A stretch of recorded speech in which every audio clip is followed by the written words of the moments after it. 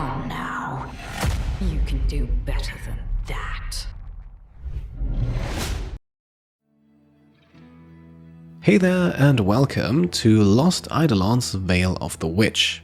My name is Pete and today we complete a first look at this roguelite turn-based tactical RPG that has just launched on Steam Early Access on November 5th. Full disclosure, this is a sponsored video, but as a general rule I only accept sponsorships for games that I actually enjoy, and what can I say, when I asked for a key to review this one, I ended up playing it for pretty much an entire weekend. So what is this game? Well, it is set in the Lost Eidolons world. That game came out in 2022 and was a full tactical RPG. The Veil of the Witch spin-off, meanwhile, is more of a blend of TRPG and Roguelite.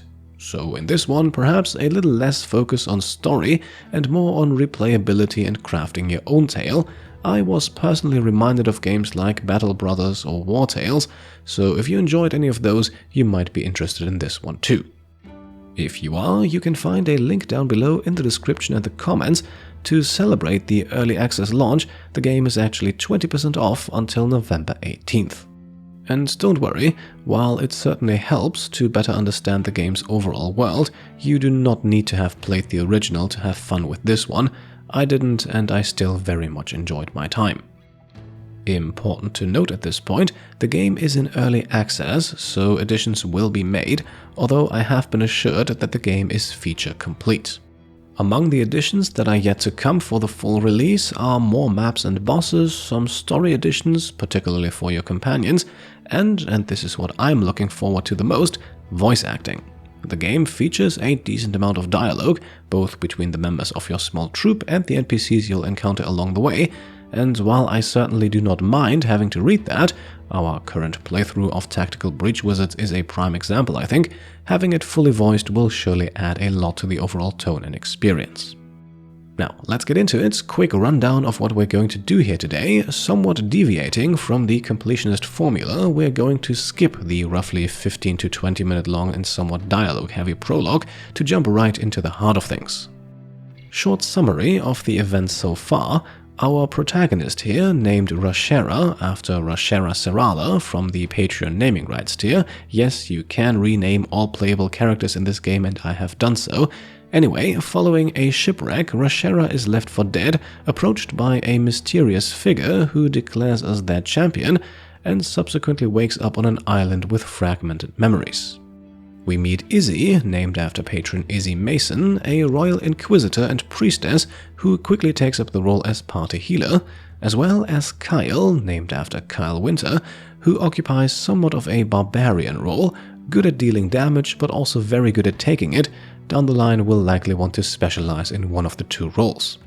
Together, the three fight against undead soldiers on the beach, seemingly led by an imperial alchemist who we promptly dispose of too. Traveling to the small town of Pelicos, we meet Taliesin, former mercenary and acting mayor, who tells us that the island is overrun by imperial zealots who are also somehow raising the dead to fight for them, not to mention the countless monsters, bandits and other threats roaming the island.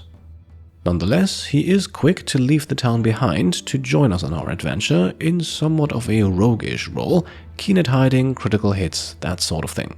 Our fifth and for now final party member is then Christophe, named after Christophe Parizel, a librarian mage who acts more as a damage dealer with spells like Fireball or Thunderbolt. These elements, like fire, lightning, water and wind, actually also play a role in combat, as terrain can be affected by them and elemental damage can be combined for powerful bonuses.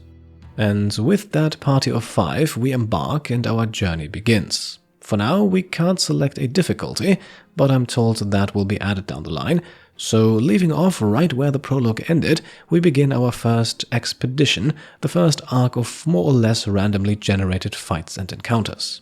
Starting in the town of Pelicos, we assemble our squad in this screen right here, where we can also see everyone's class, abilities and loadouts. Rashera is officially a vagabond, a bit of a jack of all trades. Depending on the items and upgrades we find along the way, we can develop her in basically any direction. Izzy is once again the party's healer. With a sword and shield as her secondary loadout, she can also take and deal a bit of damage, but that is certainly not yet her strong suit. Kyle is the grunt of the party.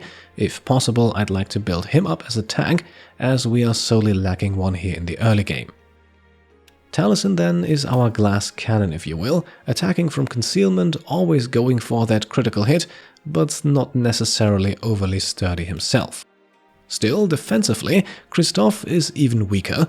He will definitely need to remain at the back to launch spells and arrows. So let's get to it. We begin our journey in the Solheims, although this is totally random. What is not random, meanwhile, is this very first encounter here. In typical roguelite fashion, we've got to choose a path, although no matter what we pick, we are first interrupted by a raven. Approaching it quickly reveals that it can talk, and after addressing us as champion, we can also assume that there is some connection to that mysterious woman we saw in the prologue. Ultimately, the raven offers assistance in the form of 3 randomly generated relics, of which we can only choose one. And we are going with the merchant's mug here, as we are most definitely going to come across shops and traders during our travels, and picking this will give us back 50% of each character's health whenever we do.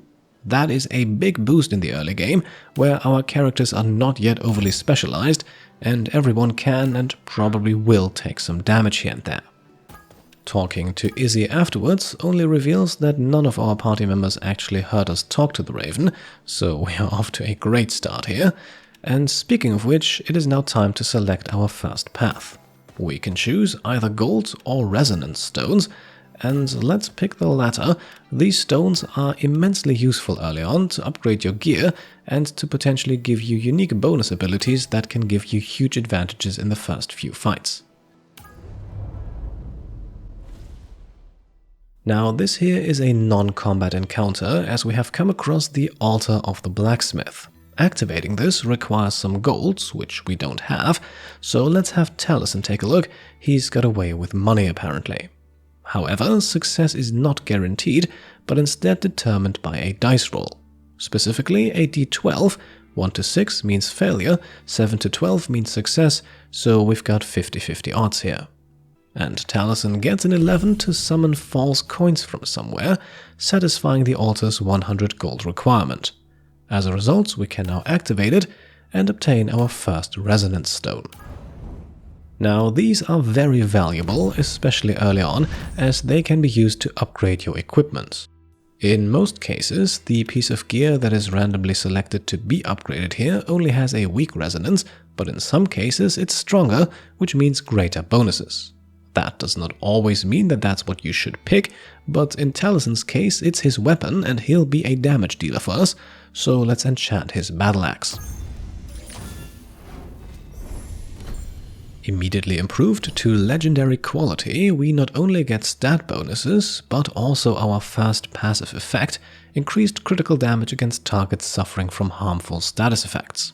Should we be able to upgrade the weapon even further to Mythic, we would unlock a second passive effect as well as a unique weapon ability that we can use, but unless you get pretty lucky early on, that will likely take a little while longer to achieve. Now, back at the altar, it's time for another choice, and this time both the gold and the resonance stone path have combat in store for us, indicated by this little crossed swords icon. And as nice and as versatile as gold may be, let's go after a few more of these stones. Perhaps we get lucky and get a mythic upgrade. That would be awesome if I could show that to you.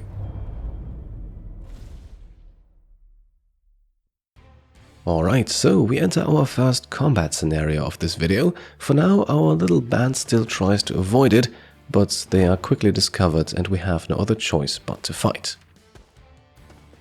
So, as you can see, combat is turn-based. We get our turn before the enemies do, but our people can go in any order they please.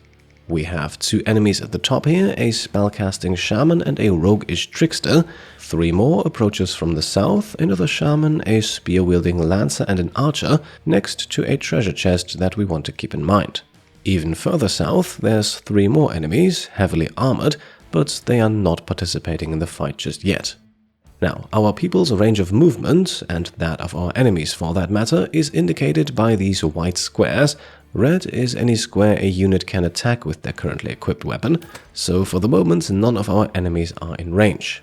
Still, we want to move towards this first pair here with Taliesin, who moves into a tile of thicket, giving him a +10 bonus to guarding, essentially his ability to deflect an enemy's attack and reduce its damage.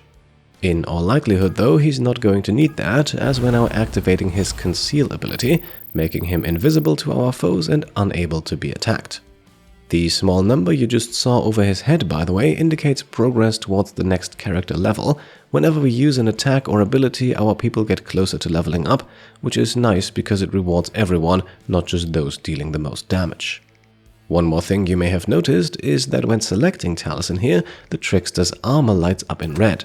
That is because this game employs somewhat of a rock-paper-scissors mechanic. Essentially, heavy weapons are good against heavy armor, swords are good against light leather armor, and spears and bows are the weapons of choice against unarmored foes. Of course, ultimately the quality of the weapon also matters. A mythic level sword will always deal more damage than a shoddy spear, but this is worth paying attention to select the best targets for each of your characters to attack. One final mechanic then, let's bring up the threat range indicator here. This marks every tile on the battlefield that an enemy can reach with an attack, very useful if you want to ensure that someone stays safe for a turn. However, we are going to play this one a bit more aggressively to not get rushed by both groups simultaneously. Kyle moves up as far as he can go and then switches from the battle axe to spear and shield for a bit more defense. Afterwards, we'll activate Horse Stance, a defensive mode that steadily increases Kyle's defense whenever he gets attacked, the perfect tanking ability. Christoph swaps to his bow and occupies the tile behind Kyle, where he will just wait. That does not earn him any XP, but for now it's all he can do.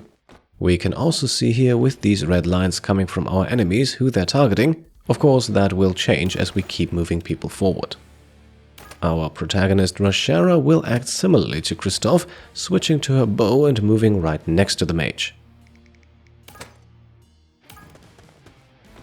Finally, with Izzy, we're switching to sword and shield for that extra defense, move up as well, and that's our turn.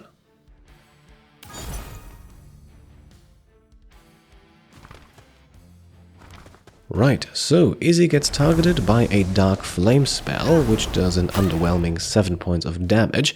Kyle, meanwhile, gets targeted by 2 dagger strikes from the Trickster for 5 points of damage from each. However, Kyle also gets a counterattack in, a key mechanic that's worth keeping in mind when you position your squad. If we bring up Kyle's character screen here, we can see that his spear has an attack range and a counterattack range. These differ from weapon to weapon, and the latter is usually a little smaller, but if we get an enemy to attack Kyle from one of the tiles marked in red here, he gets a free counterattack. But our enemies have the same ability, so we need to keep that in mind when we attack them too. Now, Kyle has also accumulated 2 points of poise from the 2 attacks, each one increasing his guard stat by 4, for a current total of 55. However, that does not mean that he's now got a 55% chance of deflecting an attack. This value is balanced against an enemy's accuracy rating, so there is some depth to the different stats here, and you can probably also see how this can lead to a variety of different character builds. Now, on our turn, we first need to get Christoph out of the scout's range of fire here, easily achieved by just moving him up a tiny bit. His bow is also very effective against the shaman, so let's launch our first attack. Not quite the kill, but Roshara wields a bow too, so let's have her deal the final blow. That brings us then to the Trickster, whose character screen we can also take a brief look at to learn about their counterattack range, and with that information we're going to move Kyle back 1 tile, still capable though of attacking the Trickster, because a spear has a 2-tile attack range. Having him now in the archer's range also ensures that they will run towards us and keeps our enemies focused on the one party member we want to take the hits. Now the final attack here goes to Izzy. As the killing blow, we don't have to worry about the counter for this one, and with that the first 2 enemies have been defeated. Taliesin can continue to sneak up through the bushes and we end our turn. And here we can see guarding in action with Kyle. The archer shoots him, but Kyle deflects the attack and only suffers 4 points of damage. Now, the archer did use the heavy shot ability, disabling Kyle's counterattack for 1 turn, but I think we can live with that. The 2 melee enemies meanwhile do not get in attack range, and so it's back to us. Roshera starts things off by firing her bow at the Lancer, who can then be taken out by Taliesin. However, his double daggers won't deal enough damage against the Lancer's heavy armor, so let's switch to the battle axe, which will. The Lancer also carried some loot, indicated by a small chest icon next to their health bar. We'll find out after the battle what that was. Up next then is the archer. First, Karl attacks them with his spear, and that deals enough damage so that Christoph can land the killing blow with his bow. I promise he is going to cast some spells soon. Finally, Izzy can't reach the shaman and wouldn't be able to kill them anyway, so she's just going defensive to end our turn here, and we leave 1 enemy alive. That enemy then once again uses Dark Flame to target Taliesin, who loses a good third of his health, and unfortunately, with almost all enemies defeated, the trio down here now decides to enter the fight as well. Now, they will take a little while to get over to us, so for now let's deal with the shaman. Roshera moves forward and fires her bow, only to be followed by Christoph doing the same. So far so good. Time to administer some healing now. Izzy can move close to Taliesin, swap to her spellbook, and then cast Healing Touch. This spell has a 2-turn cooldown, but we want to get into the habit of using it as often as possible, as our characters will not regenerate health outside of combat, except for a few very specific circumstances, one of the reasons why we picked that Merchant's Mug as our starting relic. Taliesin then is ready to conceal himself once more as he scouts ahead, while Karl remains with the rest of the group, goes into defense mode, which by the way just increases his defensive abilities, and that's our turn. Our trio of enemies, all wearing heavy armor, carefully pushes forward, and on our turn we'll do the same, although making sure that we don't enter their attack range just yet, except for Taliesin, who can't be targeted anyway.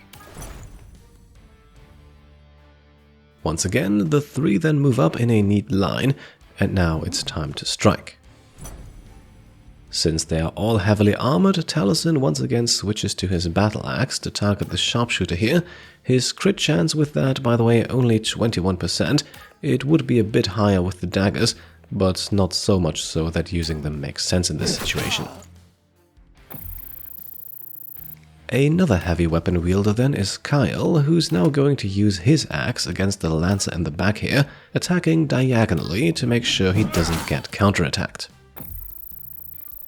Roshera then moves up to shoot the archer in the back, and despite only a 14% chance, she does get the critical for increased damage, but in this case even a regular hit would have been enough. With Christoph, it is then finally time to unleash some magic. We're using the Thunderbolt here with its slightly larger range to eliminate the Lancer. All of these spells, however, do have cooldowns, so that's why I've been a bit hesitant about using them when the bow also suffices.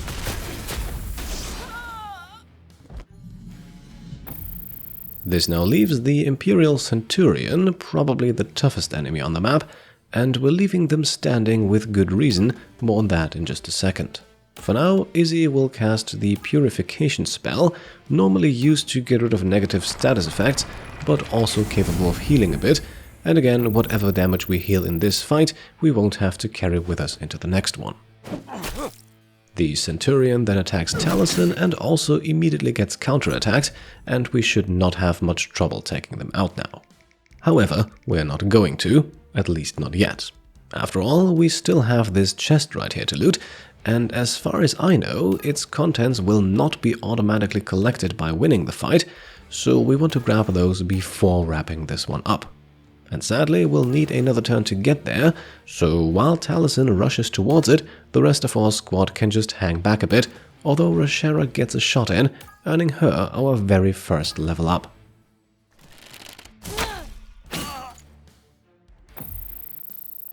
In typical roguelite fashion, the abilities we can choose from here are randomly picked, albeit from a fixed pool, and of course we can only choose one.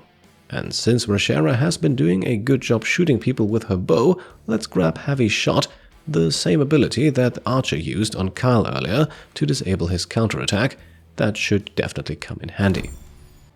Christoph meanwhile moves back. Kyle makes sure not to kill the Centurion just yet and only defends, resulting in our enemy dealing a meager 2 points of damage on their turn, while Kyle instantly retaliates for 5 times as much.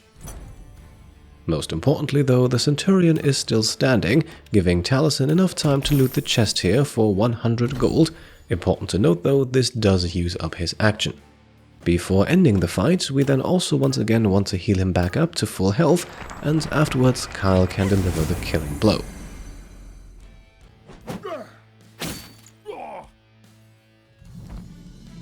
This also earns him the level up, and you can see it already, the Crisis Response ability is a bit more powerful.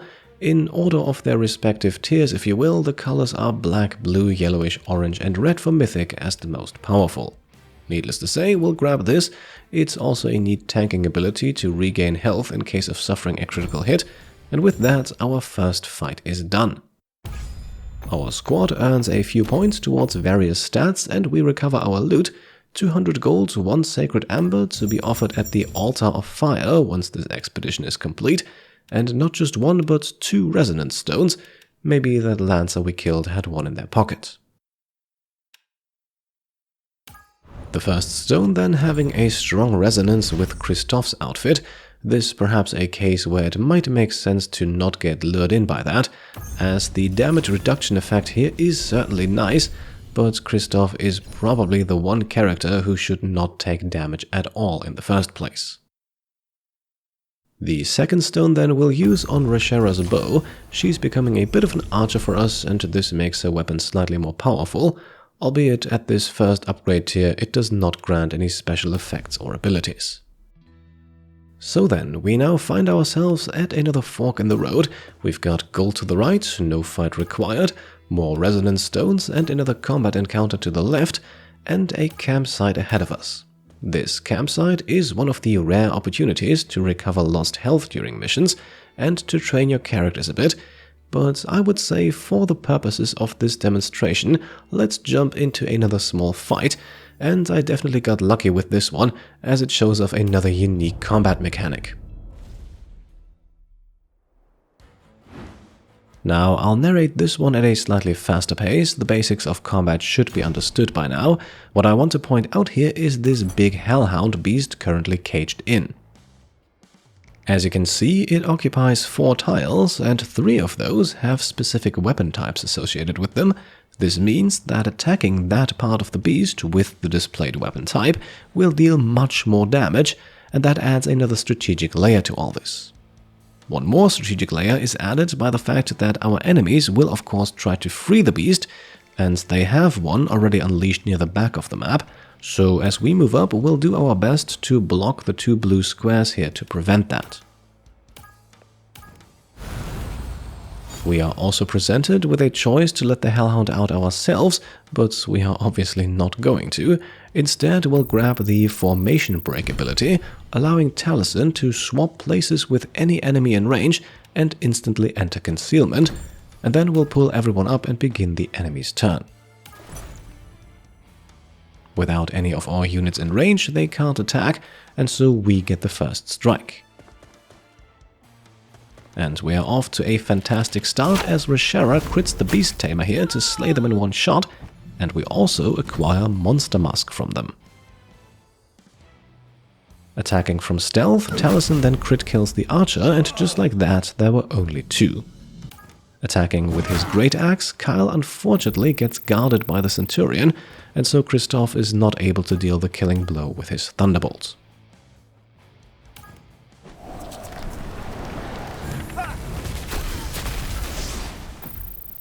For his level up, we'll grab Wind Call, a wind-based spell that can be combined with fire, for example, to create larger burning patches on the ground, and then Izzy ends her turn defending, and we watch as it is once again Taliesin who gets battered by both enemies here, losing a good chunk of health but also getting a counterattack in.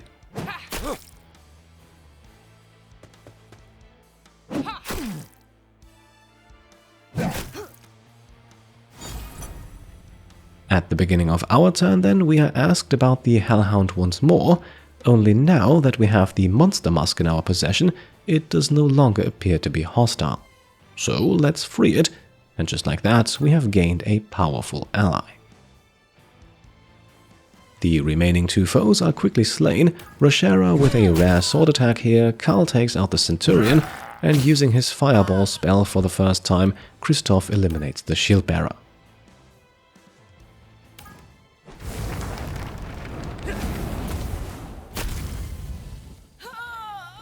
Izzy then heals Taliesin back up to full health. Taliesin himself moves up a bit, but stays out of range as his concealment is still on cooldown. Our Hellhound then breaks out and joins us, while the second group of enemies now activates with one of their own. Time to use Taliesin's new Formation Break ability.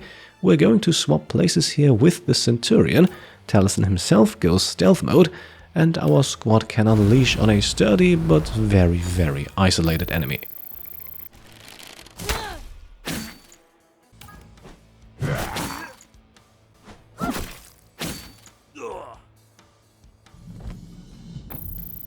The remaining hostiles move towards us, but can't get into range yet. Our Hellhound also moves up to engage them, and we begin our turn with a lovely backstab critical from Taliesin to eliminate the second Beast Tamer as well. Now, at this point, let's go to work on the Hellhound. First, we'll attack the heavy weapon square here with Kyle, and as you can see, this also causes the beast to turn, and with that, the orientation of the weapon tiles to shift as well. Kyle receives a small guard boost to further improve his role as a tank, and a tile that she previously could not reach is now available to attack for Izzy, so let's strike. Chaining up these hits is also very beneficial. I hope I recall this correctly, but I think the third strike always results in a guaranteed critical, which is why Roshera here is guaranteed to land the killing blow, despite the Hellhound still having 61 hit points left.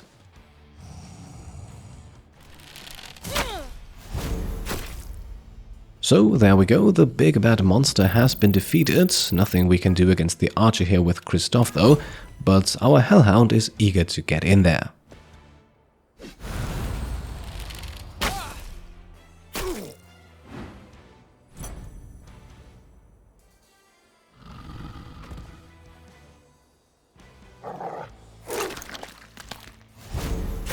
$50 points of damage with another crit, and the archer also carries some loot, making them a worthwhile final target.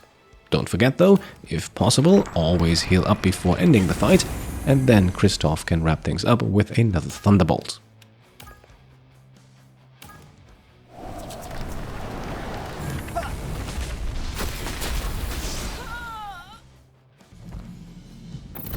Our rewards then, once again, some stat increases, gold, sacred embers, and once more 2 resonance stones. The first one boosting Karl's shield to legendary status and unlocking a very useful area of effect counterattack whenever he guards against damage.